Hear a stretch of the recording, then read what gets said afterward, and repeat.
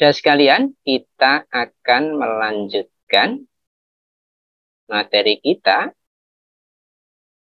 masih pada analisis respon frekuensi. Ya. Ini berkait dengan analisis respon frekuensi dari sebuah sistem. Kita pada kesempatan hari ini, kalau sebelumnya kita telah memahami bagaimana atau mempelajari tentang body plot secara kualitatif. Nah, sekarang kita lanjutkan bagaimana memahami body plot atau membuat body plot body ya, secara kuantitatif sehingga angkanya akan terlihat secara nyata karena kita akan mengurai secara matematis. Oke. Kita akan memulai senantiasa ini adalah sebuah transfer function open loop ya, tanpa close loop. Dari transfer function ini, kita akan mendapatkan suatu persamaan. Ya, suatu persamaan di mana transfer function inilah yang akan kita gunakan untuk mencari ataupun merunut dari mana atau berapa angka-angka yang kita hasilkan berdasarkan persamaan yang ada. Sehingga tujuan di dalam materi ini adalah bagaimana sebuah transfer function ini diubah menjadi body plot ataupun mengubah sebuah transfer function menjadi body plot. Nah, ini yang menjadi materi kita pada kesempatan hari ini. Oke, kita ingatkan kembali ya. Kemarin ketika kita berbicara dengan tentang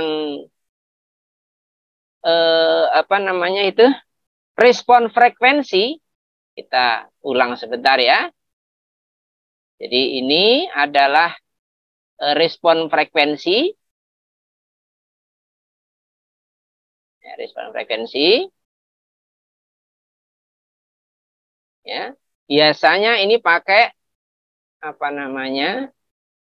undak ya, masukkan undak. Kalau untuk respon frekuensi, kemarin inputnya berupa apa? Masih ada yang ingat?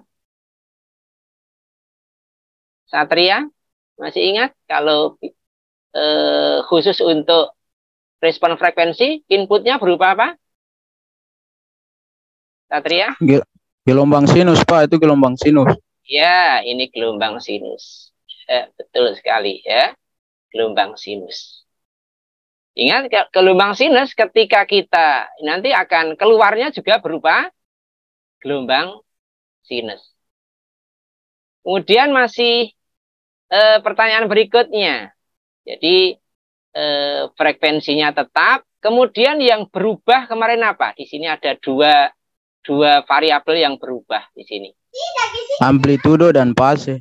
Oke, amplitudo dan fase. Bagus sekali ya. Jadi berangkat dari situ itu kita akan melihat betapa kita akan wilayahnya adalah semacam ini.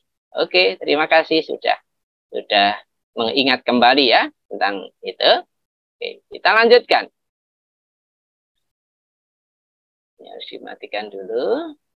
Oke, kita lihat kemarin. Nah ini, masukannya adalah A sin omega T. Maka keluarannya di sini masih sin omega T.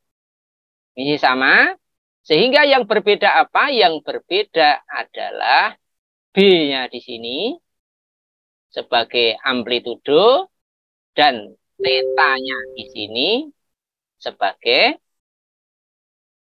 fase, ya. Sehingga untuk frekuensi tetap omega T-nya, sementara yang berbeda adalah amplitudo dan fase. Ya, sampai sini udah oke. Selanjutnya kita lanjutkan. Sekarang kita akan ya mencari di sini YT-nya itu berapa. Ya, YT-nya itu berapa? Saya clear semua ya. YT itu adalah ini, luarannya ini. YT-nya itu berapa? Sementara kita ketahui ya bahwa sesungguhnya YT yang mana yang kita akan cari itu YT yang dalam keadaan steady state. Jadi nanti YSS yang dalam keadaan steady state. Selanjutnya lagi, di dalam steady state, S, ya, S itu sama dengan sigma plus J omega. J omega. Jadi di sini sudah mulai apa namanya nanti bilangan kompleks ya. Bilangan kompleks karena ada J-nya ya. Oke. Sehingga steady state-nya itu nanti S itu sama dengan J omega. Saat kapan ini terjadi? Saat sigma sama dengan 0. Ya, kita terima dulu. Jadi steady state itu S sama dengan sigma plus J omega. Karena steady state berarti sigmanya adalah 0. Sehingga S sama dengan J omega. Sehingga GS itu sama dengan S-nya diganti ini ya. Sehingga GS sama dengan J omega. Nah, ini mohon maaf banyak matematikanya ya ini. Ini S-nya ya. Sementara S-nya tadi ini, namun karena SS steady state, ya ini tadi, maka ini adalah S-nya sudah diubah ini. Karena ini sama dengan sigma sama dengan, di sini sama dengan 0 atau mendekati 0. Ya, sama dengan 0 ya, sama dengan 0. Sehingga tinggal J omega. Nah ini nanti akan berupa bilangan kompleks ya, bilangan kompleks karena ini S-nya direduksi toh ini ya, jadi dari omega plus JW direduksi menjadi JW saja ya. Kita clearkan dulu sehingga kita ada dua persamaan. Yang pertama adalah B di sini adalah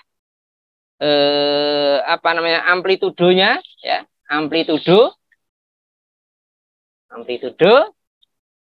sama dengan apa? Amplitudo sama dengan YSS dari atau fungsi YSS dari T, di mana ini nanti akan ketemu